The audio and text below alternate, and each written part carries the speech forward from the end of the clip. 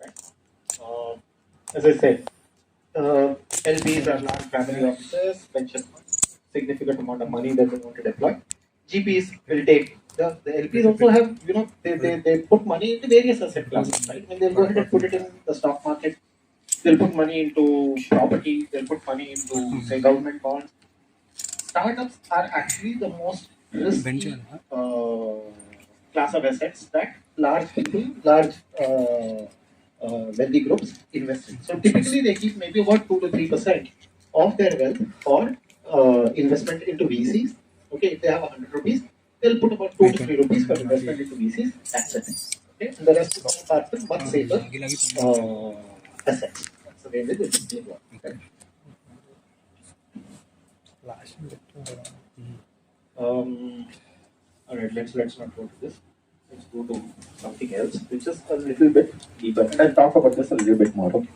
Now, the other thing that you have to remember in terms of the way a VC firm works is that they follow this thing called the 220 rule. Okay? Let's assume that a VC fund manages to raise, say, $10 million or say $100 million, 100 crores from a group of investors. They will set aside about 2% of that per year as management costs to manage costs as far as the fund itself is concerned. They'll have to pay employees, they'll have to pay for rent, they'll have to pay for electricity. So typically they keep about 2% of that per year for an entire period of time, right? And let's assume that means that the fund lifetime is say 5 years, which means of the 100 crores, 2 crores into 5, that is 10 crores has already gone off into managing costs as far as the fund itself is concerned, right? Which means paying off the rent and whatever.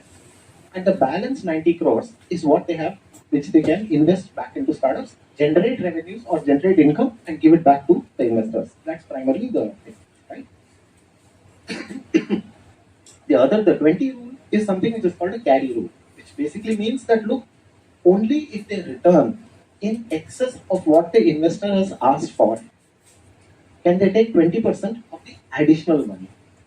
So let's assume that the investor turns around and says, let's walk you through some of those numbers over here. Let's assume that the investor says that, look, at the end of 10 years, I want you to return 3 times my money. So the investors have put in 100 crores, the guy wants 300 crores back. Only if the VC fund manages to generate more than 300 crores, will they be able to, let's assume that they generate something like, say, 400 crores. Okay, out of the 300 crore investment that they have made, 400 crores they have made. So the first thing that they will do is they'll return the 300 back to the investors. And the balance 100 that they have, 20% of that is the carry that the fund keeps, that the GPs keep. And they share it among themselves. Fair enough? Any questions on this? No? Clear? Okay. Now let's go on. Right? Little bit of the math at this point in time. Let's assume that, let's try and keep it simple at this point in time, right? Let's assume that the fund length, which is the amount of time that the fund is going to run, is say 10 years, which is what I marked over here, the fund length. Okay. And let's assume that the investors turn around and say that typically they ask for higher than regular BPS kind of interest. They'll typically ask for about 12% annual returns. Okay. So which means at the end of 10 years, they have to return back 3.1 times whatever money that they have raised. So which means if they've raised 100 crores in terms of investments from various LPs, they have to give the LPs 310 crores back. Okay? I'm assuming for the time being, and this basically to try and keep it simple, you can play around with this math. Sometimes funds last for 5 years, sometimes they last for 7 years. Various periods are also there. But by and large, the rest of the math remains the same. Okay? This is a 10-year fund. I'm assuming in this particular example case. Annual return is 12%. Sometimes investors ask for more than 14%. And that can also happen. And let's assume for the time being, the fund size is $100 million. Fair enough? Now let's start making investments. Now you are the VCs, right? In this particular. Let me not go into this. Okay? Let's assume that this $100 million, you're going to break it up into 10 investments. 10 companies you want to invest in. You don't want to make investments of $500,000, $250,000 because they're not. You're going to be ending up swamped with so many investee companies that you're going to find it difficult to manage them. So normally with a $100 million fund, you'll say, yeah, let me take about 10 companies, 15 companies at the most and work. So right now I'm trying to assume that you're going to work with say 10 companies, but you will make investments into them at various stages, seed stage, then at Series A stage, Series B with their scaling and growing, so that you maintain a certain amount of percentage in these particular companies as you scale and grow. Right? So which basically translates to, in this case, it will translate about 8 million investing into each company. Why the 8 million? Remember that 2% the management fee that we talked about, right? 100 million, 10 years, 2% going off, which means you'll end up with $20 million that's actually been spent on the operations of the fund itself. Okay, so you have 80 million, but you still have the return. How much? 310 million. Right? That's the amount. Let's assume for the time being that at exit stage, you hold 25% in each company. Just to keep it simple. Fair enough? Any questions? Any doubts on this? No? Okay. Let's take scenario 1. All companies. Okay, all the companies that you put in 8 million in each. Remember that, right? All companies, let's assume they are exiting at $50 million each. Sounds good? Okay. You hold 25% in that. In these companies, right? Which essentially means that for every one of these guys, you get roughly about 12.5. I put it $13 million over here. You get $13 million. Okay. Once you've exited all these companies, and it's not that easy to exit all companies simultaneously, okay, you will end up with $125 million. Is it anywhere close to what the investors are going to ask for? What do you think the investors are going to say if at the end of this, something like this happens? Okay. I'll pause for the time being. We'll go on a little bit more. We'll add insult to injury when it comes to investors. Okay. Let's assume that 5 exit at $50 million valuation, 5 are kind of blockbusters, and they go at $100 million valuation, right? And you still have 25% in every one of these. Okay. You're now hitting, and remember that this is a good fund, in which case they're giving these kind of returns on your personal wealth. It's exceedingly good. But because you're working with somebody else's money, this is not considered good at all. You're going to end up with a return of something like what, $187 million, which is way below your 310. Okay. Further, and you can do this some more. 5 sell at 50 million, 4 at 100 million, 1 at $500 million. Okay, valuation at exit. You are now getting there, you're still not there. Which is why invariably, investors always look for what's called the unicorn potential to be able to give this kind of return. Now, I want you to take a step back and imagine that you are the startups all over again. Okay? Ask yourself the question, if you are now pitching to an investor, will you be able to project that unicorn status to him at some point in time? To him or her at some point in time. That's the important thing to remember. Okay? Any questions at this stage? How to identify the unicorn potential of our own startup? I'll come to that. Which basically means that it's a large market and you hold a dominant position. That's the only way in which you'll be able to say that. Do that. I'll give you simple examples, right? And sometimes it can be as simple as refocus your approach itself. I don't know if I've mentioned this as an example to some people over here. Maybe I might have mentioned it. There's this company in Bangalore that I was guiding at one point in time. They were working on shoes which are meant for the visually challenged people. Did I mention this to you? No. Okay. They were working on shoes, insoles that go into shoes that are meant for visually challenged people. Right? The issue is this, which is that they were saying that look, these people who are visually challenged, who they walk around with the canes, they find it difficult. And so they said that look, why can't we have smart shoes that talk back to the person that says that, hey, you know what, there's a stone here, there's a gutter that's coming, be careful, there's traffic, all this kind of stuff is what they think, right? Sounds innovative, and it also adds a lot of value as far as a visually challenged person is concerned, because that person is no longer identified by by a stick or something like that, and he or she is walking around normally, right? Ask yourself, could this become $1 billion valued company? What do you think? No? Why? Lots of potential people who are visually challenged. Okay, so that's there. But I think you're getting there somewhere. Because the issues to do with poor eyesight or blindness is actually dropping. So it's a shrinking market. Okay, so VCs could realize that. Okay, anything else? Anyone else could think about something like this? How could this become a potentially $1 billion valued company? Could this ever become $1 billion valued company? Yeah. Actually, sir, because nowadays we are using lots of mobile phones, attention span is very less. So the tools that are being designed could be used for people who are constantly on the phone and need some guidance and about there. Getting there. But the thing is that no, it's not. It's not. Which is that you're looking at your phone. In fact, apparently Bangalore there is a board that says watch out for mobile zombies. People who are walking around with their mobile phone in their hands, right? So the shoe that actually yells at them says that look, no, don't, let me do something. That could be. That's a good idea. Anything else? Yeah. Implement the same technology to the driverless cars. Hmm. So the way driverless cars, this I'm talking about almost 8 or 9 years ago. Okay, so this is something.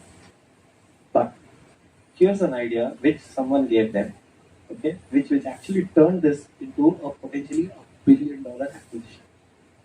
They said that look, the same thing, change the way in which you are describing this business as a product which is meant for visually challenged to a product which is meant for visually challenging environments.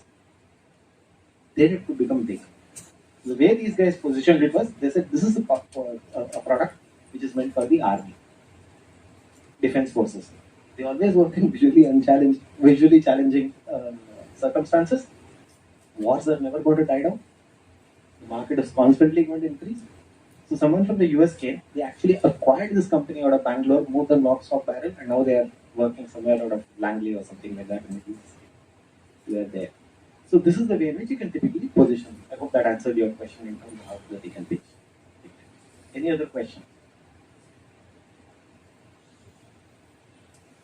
No? Okay. No. We have said that look, potentially you could make it a $360 million return or something like that. Is it really realistic? Invariably, the stories are like this. When you speak to any investor, 5 companies will give you nothing. Nothing. They fail. You put in an investment of $8-10 million into that, and they just tank. That thing is not going to lead anywhere. Okay. Some 2 or 3 of them might do small returns. The 25 million, 50 million kind of valuation or something like that, of your $8 million investment in that. Maybe one could be large. Maybe. And with that, you'll fit, $380 million kind of a thing. Now, you remember the 220 rule that we are talking about? The 20%, which means what you are returning back to the LPs is first you are giving back $300 million. Okay? Or sorry, $310 million back to the investors. Because that you remember that the math that we did over there that says 1.12 raised by 10 is 3.10, right? So you have to return $310 million back to the investors first. The $8 million that you have kept over there, of that 80% goes back to the investors again, to the LPs. And only 20% of these 8 million you get, which is about $1.6 million. Okay. Now, a $100 million firm is not a small firm. It's a fairly decently, high-priced kind of a fund which is sitting over there, right? Now, and let's assume that these companies typically have, say, 4 to 5 partners. They're not going to be GPs; will be about 4 to 5 partners. Let's assume that they're trying some kind of decent salary or something like that. But they're all getting into this because of this outsized return that they expect at the end. And at the end of it, when these 5 or 6 partners, when they have to share 20% of 8 million, which is $1.6 million, which is roughly about 10 crores across 5 or 6 of them for 10 years of effort. Don't you start feeling sorry for them now? Especially when they expect a change. That's the way this thing typically happens. Okay. Now, VCs typically think, and when you're talking about it, and I'll take up examples if there are questions at the end. They typically think they say that look, when I'm putting some money into any company, there are 4 broad risks that they will look at. What is the development risk? What is the market risk? What is the execution risk? And what is the finance risk? Development risk is all about at very early stage when they say that look, when someone comes over and says, look, I'm putting together this, what do you call it? spaceship that would fly to Mars, you know, with carrying people or something like that. So the investor is going to start looking at saying that, look, can this actually be built by this team? Does this team have the right kind of capabilities to build this? And that's the first thing that they'll look at. The second thing that they look at is markets. You said that you're going to build this, this product. There's this very famous story which I'm pretty sure that you'd all have heard of, right? It's that NASA, when they wanted to send people to the moon, they wanted to figure out how is it that you could not the moon, when they wanted to send people to space, right? They said that, look, let's go ahead and figure out how is it that ballpoint pens can work in space under low. I don't know. Some of you are smiling, so I'm pretty sure that you heard this story before, right? So NASA spent $1 million on this, trying to develop a ballpoint pen with that ink cartridge that will work under low gravity, whatever. All that they spent million. Okay. So Russians used a pencil. Okay. So that's just good. This is a scam story, but it's a very nice story to relate to at some point in time, right? So the way in which the VC will look at is to say that, look, is there a market for this particular product at all? Who's the person who will buy this? Why will they buy this? What is the value that they'll see this? That's the other thing that the VC will look at. The third thing that they look at is execution risk. What are all the things that could potentially go wrong? Can there be, for example, suddenly, a change in legislation because of it, this thing is banned? Remember that Uber, Ola, and Taxi for Sure at one point in time almost crashed in India. I don't know if you guys remember this, because there was one single case of molestation that happened in Delhi in an Uber. I don't know, maybe people were much younger at this point in time, but I remember it distinctly because there was this one single case, and suddenly all of these things that were called call taxis at that point in time, the government of India turned around and said ban them. Somehow they came back. Because otherwise, these are companies in which VCs had put in a lot of money, they were still tanked. If the government had turned that legislation heat on and said that, look, we need to have this kind of legislation in place, right? So they look at all this. They look at things like what are the chances that the team will stick together? Are there issues between the co-founders? Okay. And I've seen enough companies which have had issues between co-founders. A co-founder says one thing, the other co-founder says something else. The two of them have a fight, and before you realize it, the company is gone, right? So investors, before they put in that, all those come under what are called execution risk. And finally, what is the finance risk? We just talked about it, right? Such as, look, I'm putting some money into this. What is the chance that I'll be able to make a significant return on this, right? These are the things that they will look at. Next, they look at 5 things that you need to be very, very aware of as a startup team. They will look at this. That says, look, is the team cohesive, capable of execution? Are they clones of each other, or are they, going to be significantly different from each other? What is the skill that each person brings to the table? What is the kind of experience that they've had prior to this? Have they been there, done that? Those kind of things is something that they look at. This is another phrase, it's called TAM, or total addressable market. Is it really, really large, and is it growing? Right? So, for example, we talked about the visually challenged thing, right? That's a shrinking market. That's because of diet and because of the way in which people have changed their eating habits. The chances of people losing their eyesight at a very young age is declining. Visually challenged people are declining to quite an extent, right? So that the total addressable market, is it huge and is it growing? Is the other thing to look at. Third, that they will always look at is tech. What is the technology that you have, and how can you leverage the technology to scale and grow? Or is it just going to be a case where you're going to throw more and more and more people into this particular thing? Because if you throw people into a solution, then you're just adding more and more and more costs. You're never going to be able to use technology, because technology can be used to scale and grow a company, and that can give you examples of this as they go forward, right? Next is traction. Okay, how quickly are these companies growing? I'll give you an example when it comes to traction, right? So I'll talk about this. For every one of these, I can give examples. Okay? And trenches. What are the kind of defensive positions that this company has? Let's assume there is a strong competitor who comes in, saying that I'm going to do exactly the same thing at 1/5 the cost or 1/2 of the cost or something like that. What is the kind of defensive position the company has, by which they can defend that market? Okay. With that, I'm going to stop.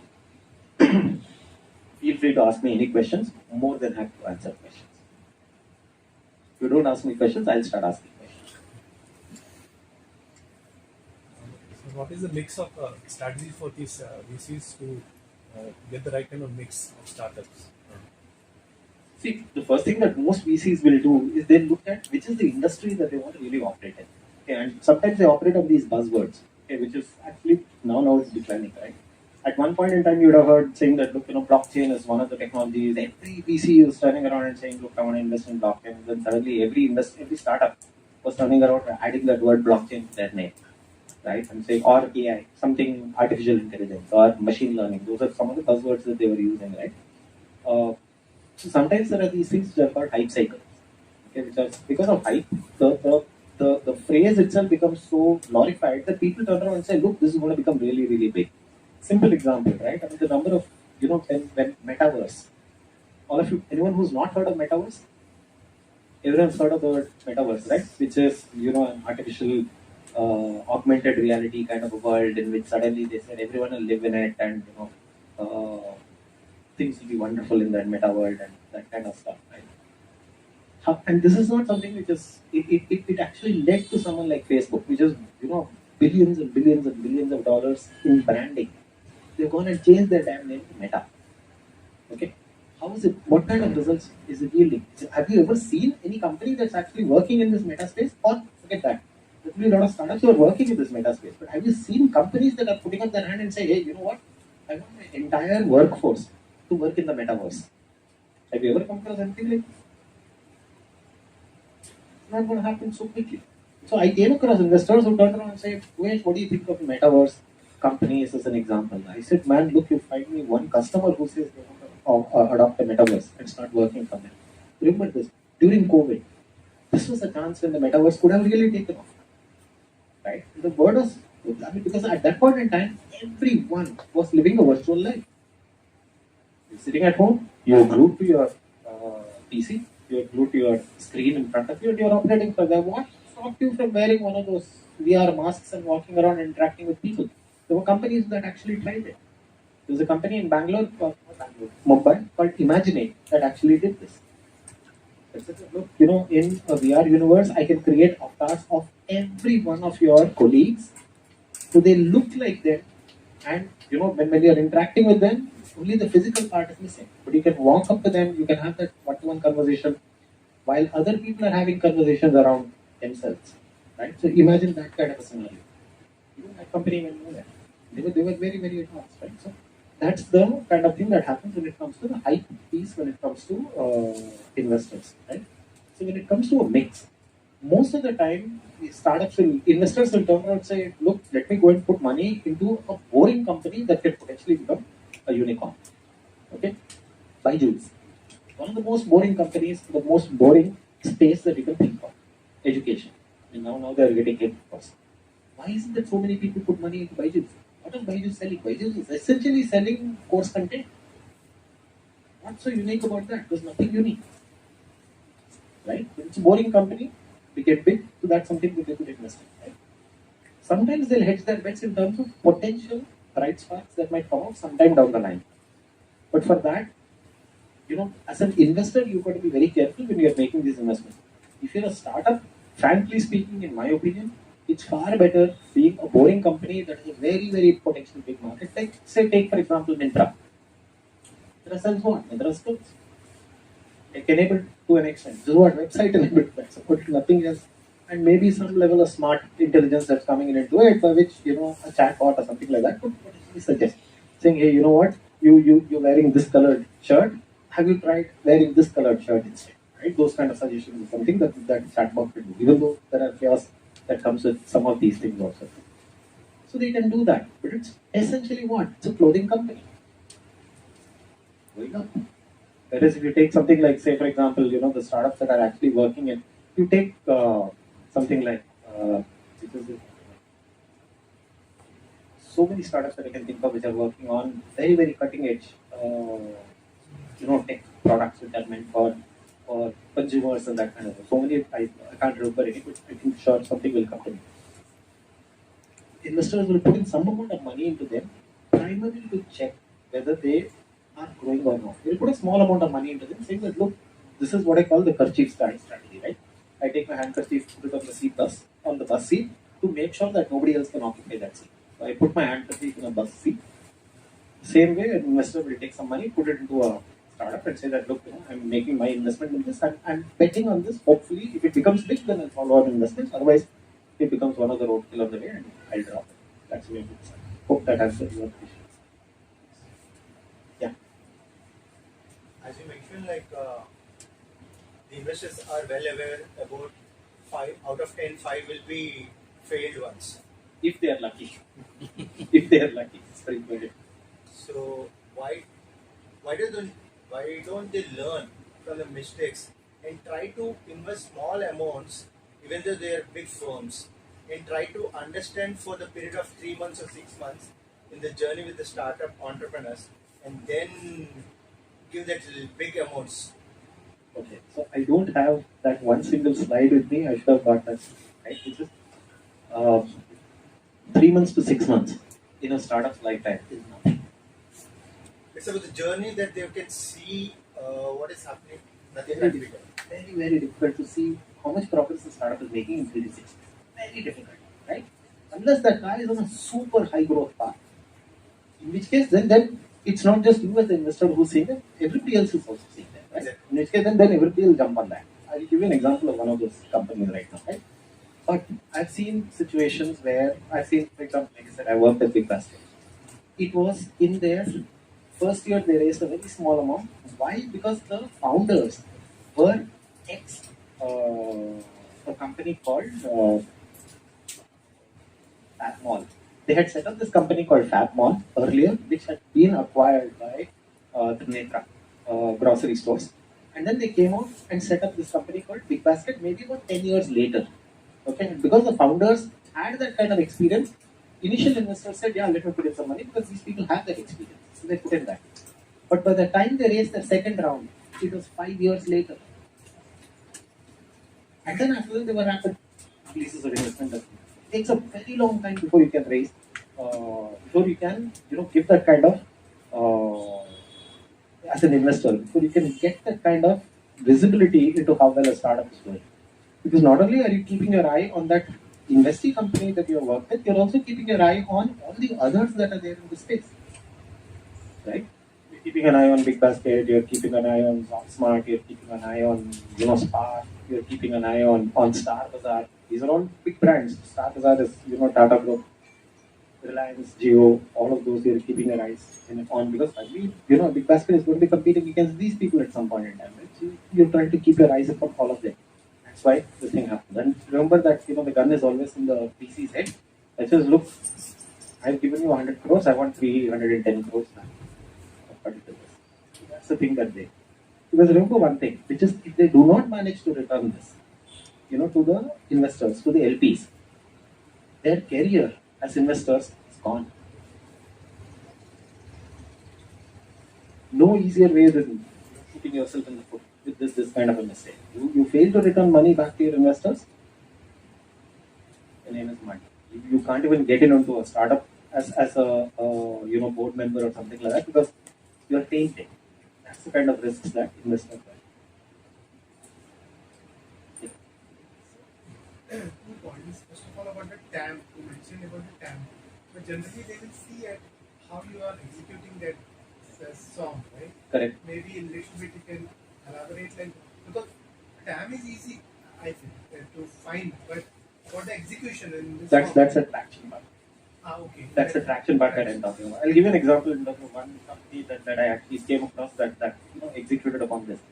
So this is a company called Docufy, DOQFY. Okay. Docufy is essentially, it's again one of those boring companies, right?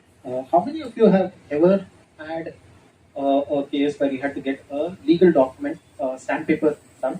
Can you just raise your hand? Almost everyone has had to get a legal document done, right? I mean, basically a rental agreement or something like that. You've got stamp paper done, right? And can you understand the amount of pain that sometimes you have to go through in terms of standing in front of a registrar and getting the thing stamped and whatever? Docufy said that, man, look, I'll take this away from you. You don't need to do this. What you do is, you pay me, I will get it done for you and I will deliver it to you. As simple as that. So the only thing that they had to do was they had to buy these stamp papers from specific dealers, keep them, and then if someone comes over and says, hey, you know what, I want a rental agreement done, have a document says that, yeah, I have a template. You take a look at this template, fill in the details, give it to me, I'll get it done. I have an army of notaries sitting with me who will stamp it, seal it, and give it back to you. So that's the way that they were doing it, right? So they did that very, very well. So initially they started off with as a 2% team. One is, a tech guy, the other is a legal guy, company secretary kind of a guy. And the two of them started listening off and they said that, look, how do we figure out whether there is a market for something like this? So they came to me and asked me, saying, what is it that we should do? So I said that, look, again, this is Bangalore, right? So I said that, look, in Bangalore, there's one of these big buildings over there called Public Utility Building. Okay, which is filled with lots and lots and lots of little offices. Small offices over there. He said, look, start from the top floor of the Public Utility Building, go and speak to every office person over there and ask them if they want this kind of services or not. It's just an easy way to test out the market. By the time they came down, okay, across I think the 30 odd floors, they had something like about 120 offices, something like that. Only 4 people said we do not want. And even those 4 people said, boss, by the way, my friend over there needs. So that's the traction. The minute they realized that, they said that, okay, the other thing that happened was there is a bank in that same public utility building. So they went and met the bank manager, saying that, do you want this? That guy jumped out of his seat. He turned around and said, do you know how many loan applications we process on a daily basis? I cannot afford to have one of my people go across to that notary. There's a high court right next to, not high court. There is a court building which is very, very close to public utility building, where notaries typically hang out. He says, I cannot afford to do this. If you're doing this for me at a markup, I'm more than happy to give that entire loan business across, which means hundreds of documents on a daily basis across all branches. That's the traction that we are talking about. So keep that in mind. I do not go so much by serviceable market and whatever, because then people tend to say that, look, I am operating in this geography of Visakhapatnam, so how many people in Visakhapatnam need? I don't look at it from that perspective at all, because it doesn't make sense. At one point in time, I remember startups in Mumbai used to consider that Mumbai was the only market. Startups in Pune still think that Pune is the only market for whatever they do. And I don't see any reason why we should even limit ourselves for thinking like this. Any other questions?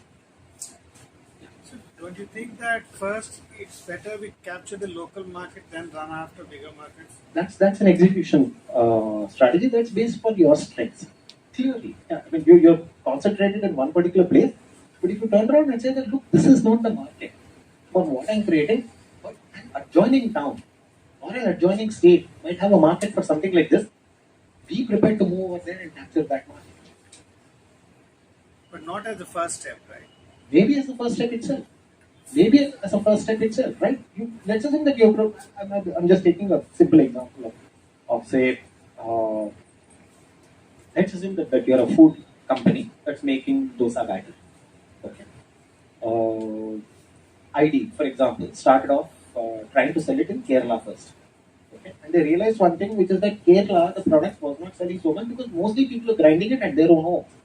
And this PC Mustafa, who's the founder of ID, he realized that he's a Malayali himself. So he said that, look, people are doing this. Where did he switch to immediately? He said that Bangalore, most of the people over there are professionals. They don't have the time to go ahead and grind. So let me switch over there and do this.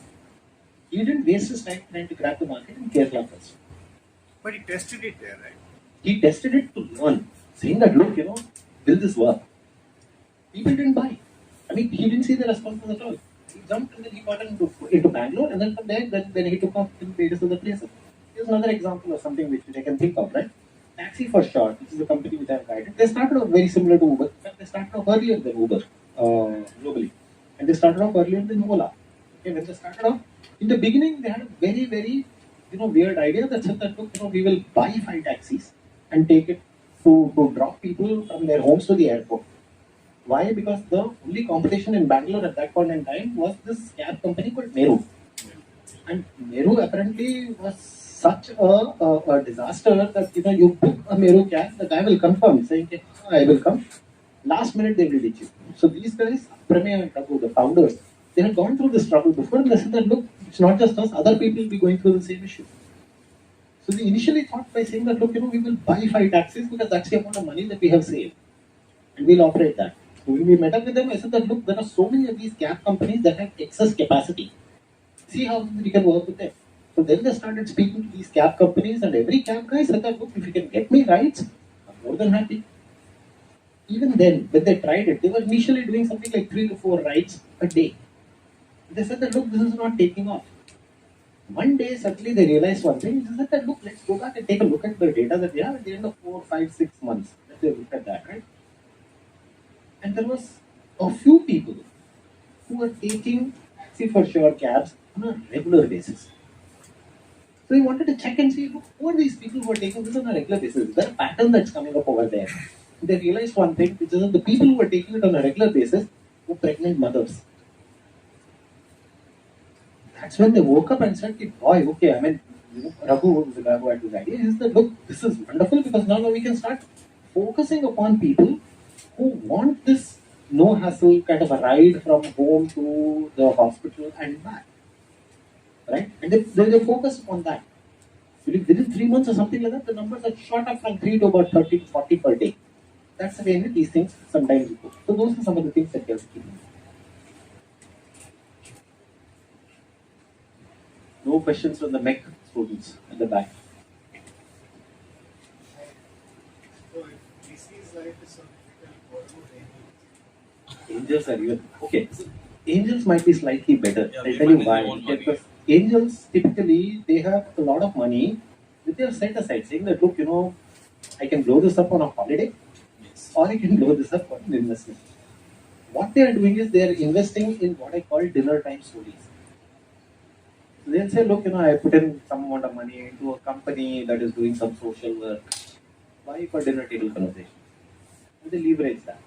Angels typically are in a completely different class altogether because angels typically work with their own money. Yes.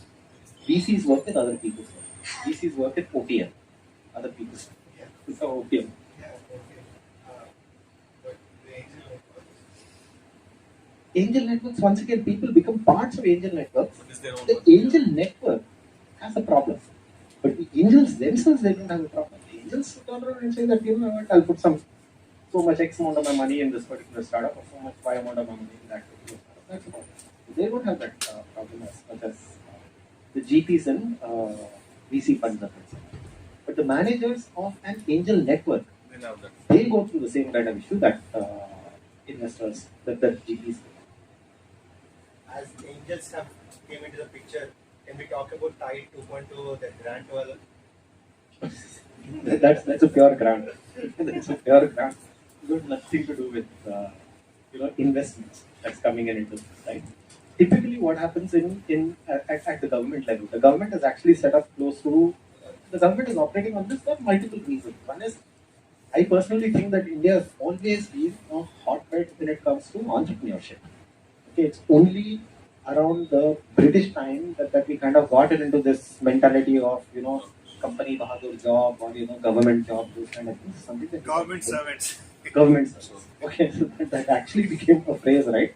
We are looking for a husband for our daughter who is in the government service kind of a thing. And that was considered as reliable those days, right? So that's the kind of thing.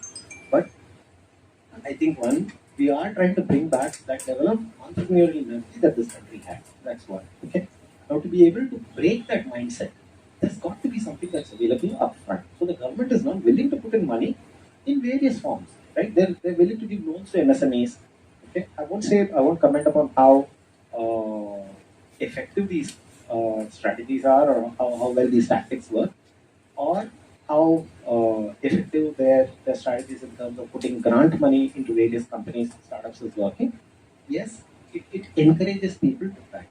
But from a perspective, to us individually, we think it's a huge amount of money. But from a government perspective, it's a bitter. They just say, yeah, this is a small drop by which if you can excite the marketplace to behave in a particular way, that's what they do. That's why most of these Tide, or say METI grants, or say even Startup India Seed Fund Scheme, these government grants are there. They really don't, in most cases, so the Startup India Seed Fund Scheme, they give incubation companies, they give incubators up to 5 crores, right? They say you make these investments. All that you need to do is you need to tell me that you haven't done swaha of that money. Hey, right? You've invested this money in these particular companies and you've taken some amount of equity back. It doesn't matter even if you generate a zero return on that. Let's assume all the 10 companies, let's assume that you're putting 50 lakhs into every one of these 10 companies, every one of these companies goes dead. If you make money, the money is yours. You don't need to give the money back to the startup India seed fund. That's the way with this law. Thank you. Another question. So Sure. now the VCs, when they usually, they will have like an executives, they come with presentation and then they'll say, okay, we'll get back. But sometimes they don't get back, and when you try to approach them, they will not have a clear answer. Okay. So it is very difficult to find out what they are thinking, so that we prepare accordingly. And of course, we have our milestones and all. But how do we know, and we don't, because sometimes we'll ask them like, okay, tell us about your other investments in this particular domain. They will say like, okay, we have done this. But that one person is only one, but it's a huge team, right? How do we know what they're thinking? Like we want to get more feedback. That's the reason why I did this. Yeah, but still, Okay. more. I'm asking for more practical. This I understood. You ask yourself these questions. That says, look, did I manage to convince a guy that I'm not a risky proposition? That's step number one. Two, you ask yourself that, or obviously you're not going and presenting alone. You have a group of people who are sitting there with you. This is a tactic that I typically suggest. Whenever you make a presentation, never go alone. And do not make the college mistake of saying that every person on the team is going to make presentation out there. Now the next part of the presentation will be taken up by so and so, or the third part of the presentation will be. Don't do that. One person makes the presentation, the other people just observe. That works out to be much more valuable for you. So then you can get that feedback back from people who say, man, look, at this point in time, I saw that the VC, kind of yawned and he went off to sleep. You might not have noticed it. Okay. Now the other thing to remember is this: no VC firm ever allows a single GP, general partner, to take an investment decision. It's always the committee. All the partners put together will decide. So a single GP might meet you, speak to you, get all the details as far as you are concerned. Okay. But then it is his job or her job to go and present you all the rest of the partners. And then as partners, they all decide saying that, look, we are all in the same boat. We all have to return this 310 crores back to the investors who have given us the money.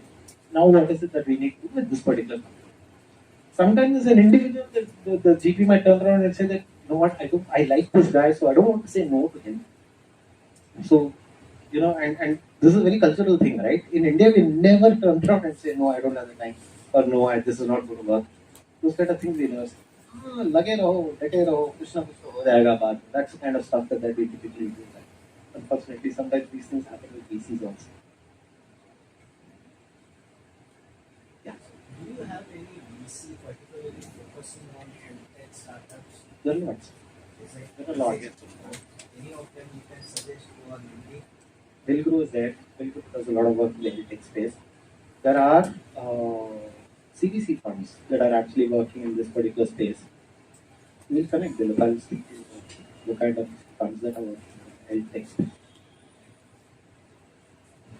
How can we protect a startup idea when there are lots of VCs pitching people? Sorry?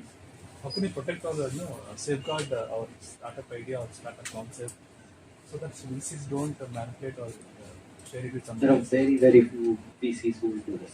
Okay? And this is a Is it misnomer. right or who is it? How does it work? It's very rare. You don't need to. See, sometimes we end up saying that, look, let me go to a VC and say, look, sign an NDA or whatever. It will never work. Right? Because the guys couldn't turn around and say, my stock, my is my brand value. If I go and open my mouth about you to another startup in which I have already invested and say, do this, it's going to hurt me in the long run. And it's happened. Right?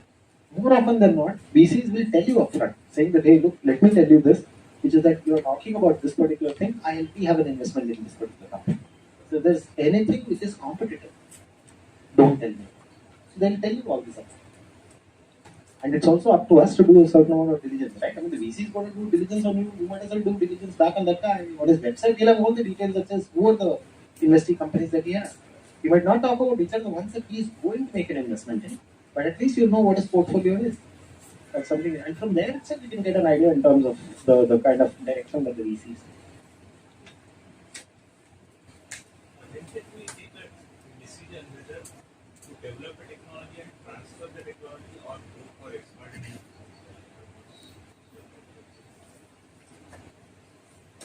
That would be literally something for the discussion, but let me try to give you a short answer to this. I have seen companies that are focused on just developing technology primarily because the way in which they have structured themselves is they say that, look, I can build this technology. Within me, I don't have the capability to scale this up. So let me take it and give it to someone who's potentially a distributor, and I will work out an agreement with them in terms of whether it's royalty, whether it's a one-time fee for transfer, whatever is the kind of method that they can. There are plenty of people who do that particular route, right? So there are people who do that. They'll come up to the level of saying that, look, I'll patent this, and then after that, then I'll give it to you. You take it and do what you want. So I came across somebody who was doing this just 2 or 3 days back at Field. I remember the name. Yeah, something in the energy space they had done, and unfortunately they've gone ahead and built some particular intelligence IP around that. They've gone ahead and licensed it out to somebody for 2 years. I don't know what sense it makes. They've licensed it out in perpetuity. Right? So that's something to take. On the other hand, sometimes what happens is if you build out a product and if you see that within your initial the initial startup team is always very, very small, 4 or 5 people at the most, right? So when you're starting with that, you're beginning to see that, look, even within our own team, 4 or 5 of us or 6 of us, something like that, we are able to figure out, that customers are approaching us, customers want to buy from us. Then that might be an approach that you turn around and say, look, rather than licensing it out, let me go ahead and, build this thing myself. So that's the way in which it works.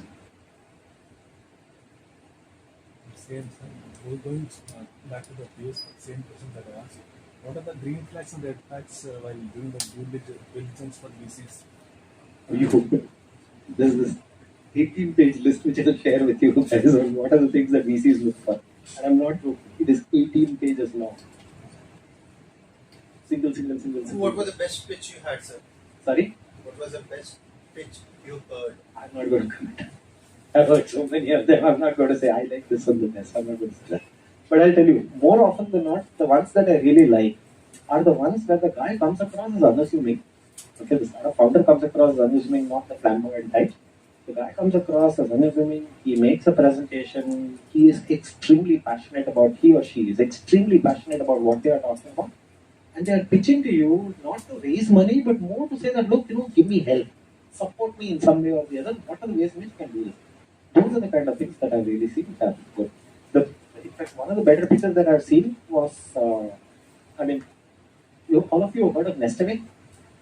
Nestaway is a company. They initially made this initial pitch. Amar came to me and said that, look, if you want to try and do this, tell me what you think. And he made this presentation, so not even a presentation, it was literally sketching it out on a piece of paper on a tabletop. Saying, boss, my sister came in over here, she's not able to find place, so therefore I'm trying to do this. He jumped out of my chair. I said, boss, who's going to say no to this? So I took him across to IDG Ventures. IDG invested in there in the beginning. 5 million, they put in the first 5 crores. 5 crores for a paper plan. Not even, something which had been done on a deck. This is literally one single sheet of paper on which he did this in front of that investor saying, boss, this is the dhanda. And this is the result that I've seen so far. Quietly went there. These guys had exited one company before, Amar and C2. They had exited a company before, so investors knew them to a certain extent. So they said that these people have the experience of running a company. So all those came into the picture and they. Can you please, for the sake of the audience, once again repeat the previous experience and some results that he showed?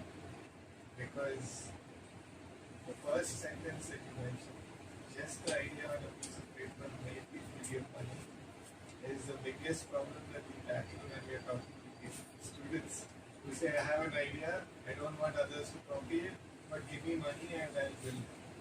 So, okay. So the only reason why someone like an Amar or Jitendra Sahu could get away with this was they had built a company earlier called Briz TV Labs, which they had sold, which they had raised money for. from I forget the name, much smaller fund. They had raised a small amount of money. They sold the company to Airtel. So they were well known. Okay, so they had that prior experience of having exited a company. Okay. Second, the idea itself was something which was a no-brainer. I mean, where people could look at it and they could prove it, right? So the way in which they did it was very simple, right? What they did was, their hypothesis was very simple, which is that bachelors find it very difficult to get a place. Why? Because landlords will turn around and say, I ran through it. Okay, I'm not joking. This is like, I moved to Visakhapatnam recently. Okay, this is my own story. Okay, I moved to Visakhapatnam recently and I was looking around for a place. So finally, I found a place in Komadi. Right. So Komadi, there's this place called Moria Meadows. So this owner actually sits in Qatar. Okay, in Doha. So someone from there, they said that look, write to this guy, message him, and he will listen. So the usual WhatsApp messages first. So I messaged him on WhatsApp, and he said, "You here with family?" So I said, "No, my family is in Bangalore. My children are in Bangalore. They're studying over there. Occasionally they'll come." So he said, "We want to give to a family." I said, "First, let's get on into a Zoom call first." Okay, I said, "Do you see this?" So it doesn't matter. Okay.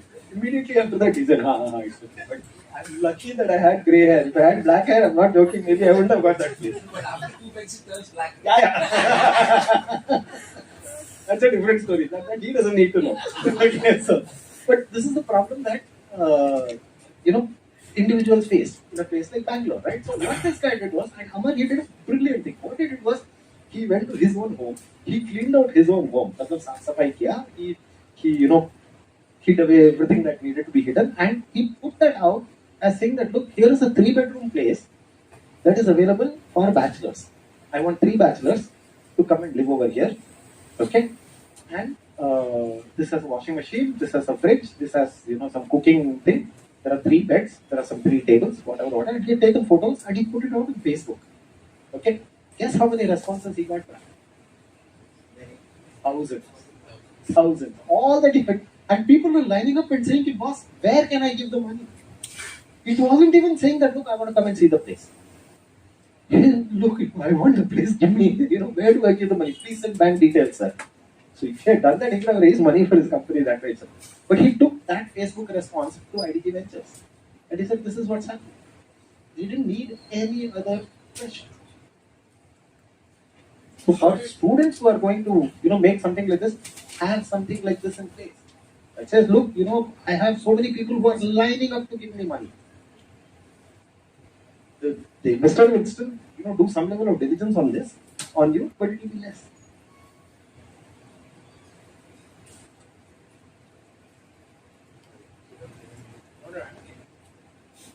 Any more? Yeah. Basically, can you talk about some dark side of VC funding? Like how often, it can be thought itself as a measure of success of a startup rather than, startup founders focusing on what they want to achieve. So many times I'm seeing, people focus on can we get VC funding than actually needing it to, foster their business and all. Like to add to the brand value of the startup. Right? Yeah, more, especially in India, like in tier 2, tier 6, I see the aim is just to impress VC and get some money. How will they actually use the money? That's a different story. That doesn't happen these days. Okay. It doesn't happen these days because I think investors also become quite, worry about this kind of thing. Unless it's an extremely naive investor. And I don't think the word naive and investor goes together. If someone is naive, then he won't have money. He or she won't have the money to be able to invest. Let's put it that way, right? But I have come across situations where startups have done this. Okay, where they have raised the money. I've come across this particular situation where I'm not going to talk about the name of the company once again. This is a company that had been incubated both by IIM Ahmedabad and by IIM Bangalore. Okay, they raised money from an investor, and guess what they did with that money? They went ahead and bought themselves flats. Okay, they raised 4 crores, they spent 2 crores on buying flats. That's it. And the investor is standing around and saying, "Kya hai paise ka? Ghar kharida hai bhai." That's it. So both these startup founders were sent to jail for some amount of time for conning an investor. So these things can happen. So that's something. But by and large, see, if there are founders who think that, look, I can con a guy and take money out from that guy. Here's the thing, right? It's better to be a leper outside a temple than to be a startup founder. If you're a leper outside a temple, at least someone will give you money in pity. Startup founder, nobody pities. Okay, so keep that in mind. I'm serious about this.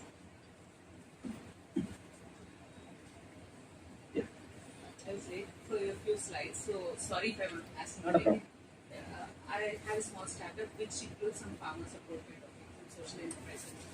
While I'm trying to pitch in, I have two versions that I'm hearing. One is VCs never care about what's the social enterprise. They're always busy in like how much profit I will get. And there's a second side I'm hearing from some people like they might be more interested if it has a social touch to it. So No, your first impression is correct. The second impression will work when you're talking about CSR. Corporate social responsibility, that's never from VCs. That's always from large companies.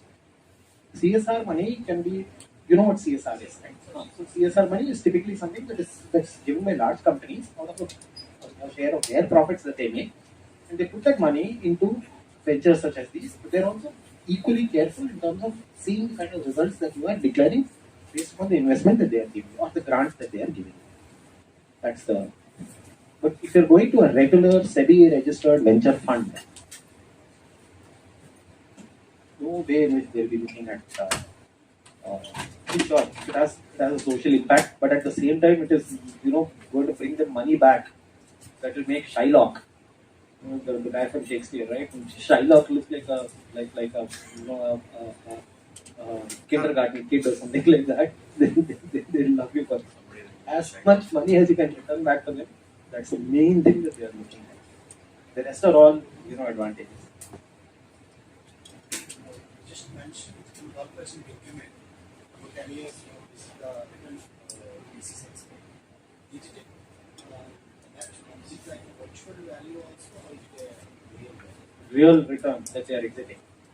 So at the end of 5 years, see, when let's assume that you made an investment in, say for example, a mutual fund or something like that, right? Let's assume that the fund period is 5 years. At the end of 5 years, you expect that money to come back to you, right, into your account. That's the same way investors expect. So that's another technique that some of the investors have, GPs have figured out how to do it. They will know that at this point in time, this company 8, 9, and 10 that I've invested in, I do not want to exit at this stage because otherwise it's going to create a problem down the line because I'm never going to have this kind of, this company is scaling and I do not want to exit at this point in time. So around that, the period of the 5th, 6th, 7th year, they'll start creating a new fund. And that new fund will buy out the old fund stock in this company. So that way they will return the money back to the initial investors and say, yeah, you want to be a 310, I've given you your 310 back. But they still stay invested in the potential stock stars. Okay? Is there any tricks or tips for the value creation? That's an entire MBA course. But I can't. It's too big a question to answer.